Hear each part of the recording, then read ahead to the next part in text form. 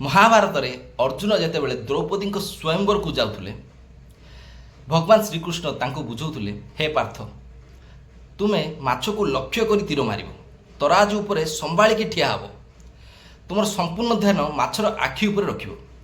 अर्जुन पचारे, भगवान सबु जदि मु करिबी आपण कौन करिवे? वासुदेव हसिकी कहले, जो कामटी तुम द्वारा हब नाही से कामटी मु करिबी। अर्जुन पचारे, मो द्वारा कौ कामटी हब नाही? भगवान कहले, तुमे से अस्थिर हलुथुबा से चंचल पानी उपरे प्रतिबिंब देखि लक्ष्य भेद करने को पड़ो, से पानी को स्थिर करने काम मोर। समस्ते केते भी निपुण विवेकपूर्ण काम कुशल हेले मध्य समस्त परिस्थिति आम नियंत्रण न थाए। आमे केवल चेष्टा करिपरिबा, सेटा भी गोटे सीमा भितर, से सीमा आगे अछंती भगवान।